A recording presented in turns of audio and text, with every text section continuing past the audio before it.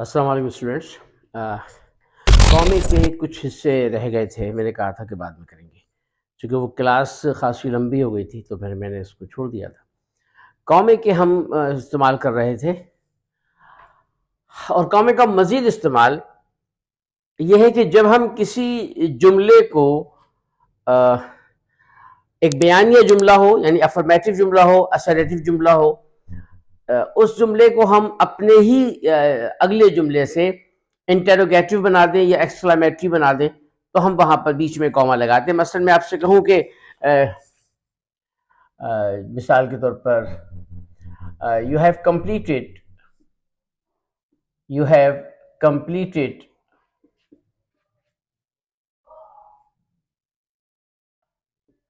completed the project,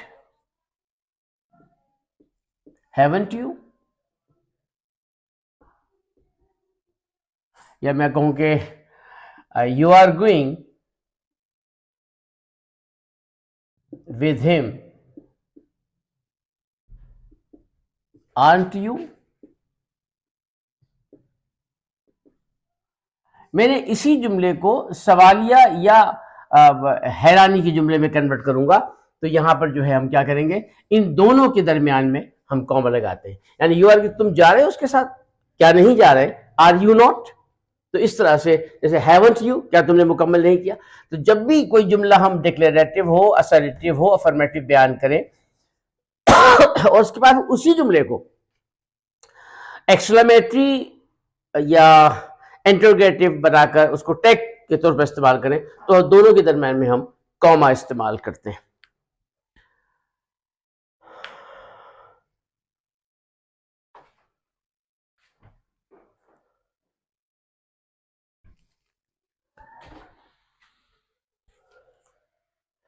दो ऐसे complete जुमले हों जिनके दरमियान में कोई कंजक्शन ना हो। मिसाल के मैं आपसे कहूं कि सलमा इज स्टडियस, और दूसरा जुमला है कि नजमा इज लेजी, नॉइजी, इससे कुछ भी कह दो। अब ये दो जुमले हैं, इस जुमले को एंड के साथ मिला दूं तो ठीक है भाई, है ना। लेकिन अगर एंड ना हो तो हम क्या करेंगे, अब हम इसलिए लिखेंगे Salma is studious, comma Najma is lazy. Salma मेहनती है, नजमा काहिल है, सुस्त है। तो ये दो कंप्लीट क्लॉजेस थे। इन कंप्लीट क्लॉजेस को हमने जो है कॉमे के साथ जुदा कर दिया। एक ये दूसरा असूल हमारे पास। कॉमे का एक इस्तेमाल और होता है कि जब कोई जुमला ऐसा हो, कंपाउंड जुमला हो, और उस कंपाउंड जुमले में हम आमतौर पर बट के साथ, फॉर के साथ, इसी तरह कंजंक्शन के साथ ये कॉमा इस्तेमाल नहीं होता। लेकिन बात सूरतों में होता है। किस सूरत में होता है कि अगर किसी कंपाउंड जुमले में एक क्लॉज कंप्लीट है और उसके बाद दूसरी क्लॉज उसकी कंट्राडिक्टरी में आ रही है, या दूसरी क्लॉज है और मफहूम के एतबार से, तो हम वहां पर और आएगा, बट आएगा, इसके बावजूद हम जो है एंड आएगा, हम उससे पहले कॉमा लगाते हैं। मिसाल के तौर पर मैं आपसे कहूं कि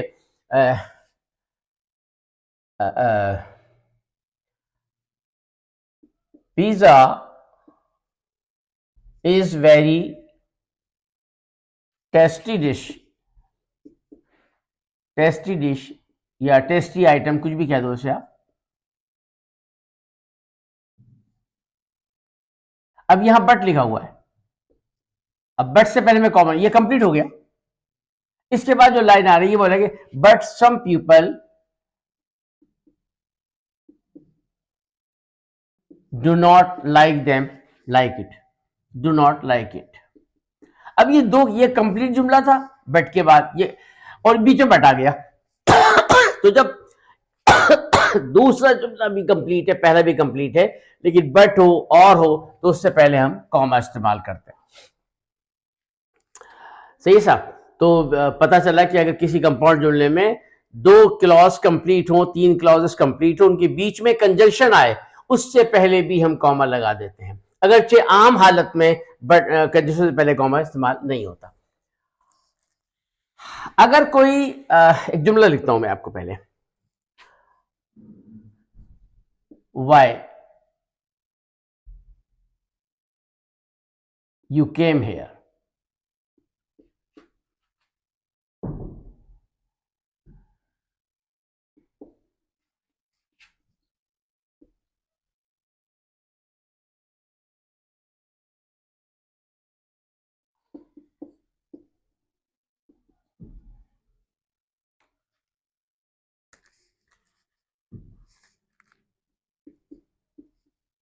I do not want to talk to you। अब इसमें देखें, हाँ है कि ही सेड, इसने कहा था। मैं अगर ही सेड को बीच में ले आऊं इस तरह के, मैं इसको बना रहा हूं, ये क्या है, एक नरेशन है। ही सेड, उसने कहा why you came here to see me, I don't want to meet to talk to you या to meet you, I don't want to meet you, चलो ऐसा कर लेते हैं, I don't want you meet you. ठीक है भाई, इस कोटेशन को, इस जो नरेशन जुमला है, जो डायरेक्ट कोटेशन, इसको हम यू भी कर सकते हैं, तोड़ सकते हैं। कैसे? Why comma he said comma, फिर जुमला शुरू हो जाएगा, यू केम, बाकी जुमला भी से आ गया। Why he said you came here to see me, उसका जुमले को, इसको जो जो डायरेक्ट स्टेटमेंट है, इसको हम यू तोड़ भी सकते हैं, बीच में ही सेड वाले को बीच में ले आए, तो इस तरह की कोटेशन में हम जो है कॉमा इस्तेमाल करें। कब करेंगे कॉमा? जब हम बीच में इस ही सेट को, यानी ग्रामर की जबान में कहें तो रिपोर्टिंग स्पीच को, जब हम बीच में इंडक्ट करेंगे किसी जुमले में, तो आगे पीछे हम कॉमा इस्तेमाल करते हैं।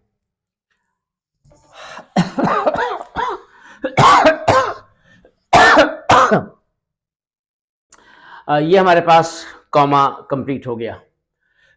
अब हम आते हैं, ये हमने कर लिया था भाई, ये भी कर लिया, और अब हम आते हैं एपोस्ट्रॉफी पे। एपोस्ट्रॉफी के मानी होते हैं एस के साथ का, की, के। अगर मैं आपसे कहता हूं कि बॉयज स्कूल, बॉयज स्कूल, इसके मानी एक लड़के के स्कूल की बात कर रहे हैं, जिसका प्लूरल बनेगा बॉयज स्कूल। रूल ये पता चला कि वो तमाम नाउन जो एस के अलावा किसी पे खत्म होंगे, तो उसकी जब एपोस्ट्रोफी लगाएंगे तो पहले एपोस्ट्रोफी आएगी, बाद में ऐसा आएगा। और यही चीज जब प्लूरल में होगी तो हम पहले एस लगाएंगे, एपोस्ट्रोफी बाद में लिखेंगे।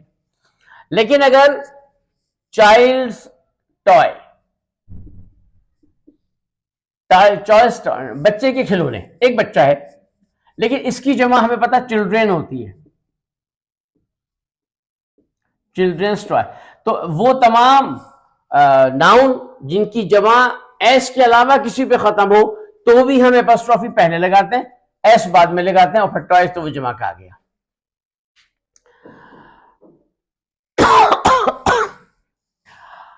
हमेशा एपोस्ट्रोफी आखिरी वाले के साथ लगता है, mother in law's house, mother in laws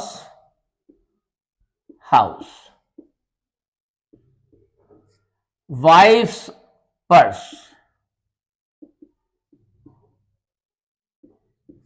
Salim's book.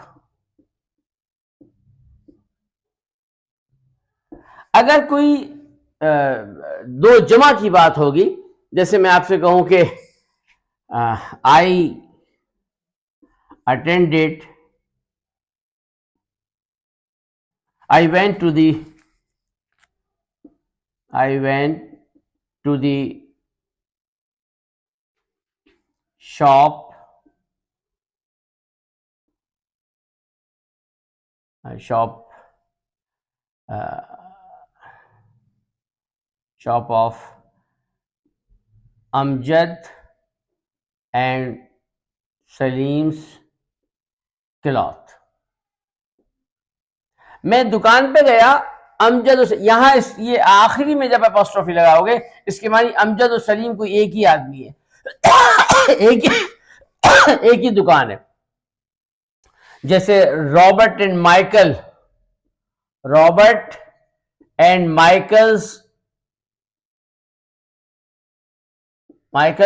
Office, ये आखिर में एपोस्ट्रोफी बता रहा है कि रॉबर्ट माइकल एक ही ऑफिस का नाम है। ये Amjad and Salim cloth market cloth shop जो है वो एक ही आदमी की दुकान है, एक ही दुकान है। लेकिन अगर मैं अलग से अमजद पे एपोस्ट्रोफी लगाऊं, सलीम पे, यहाँ रॉबर्ट पर, माइकल पे, इसके माने ये दो अलग अलग लोगों की दुकान है। I have visited, I have gone to Albert's shop, Albert's, और फिर एपोस्ट्रोफी एस लगाऊं, फिर माइकल्स ऑफिस, यानी मैं माइकल साहब के ऑफिस भी गया, रॉबर्ट के ऑफिस भी गया। मैं अगर यहाँ पे अमजद एंड सलीम, तो उसका मतलब हो गया मैं अमजद साहब की दुकान पे गया, सलीम साहब, ये दो अलग अलग दुकानें होगी। लेकिन अब जो जो एपोस्ट्रोफी है वो आखिर में इस्तेमाल होगा, इसके मानिए वो चीज एक ही है, वो दुकान एक ही है, वो ऑफिस एक ही है।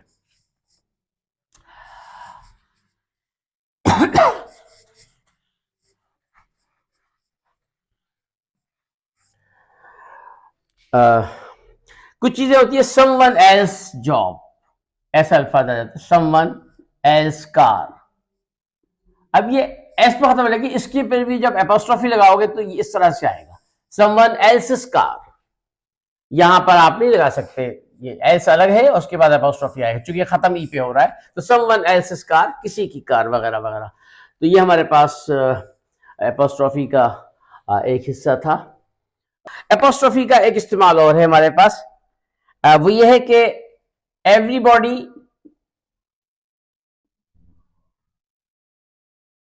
समबॉडी या समवन,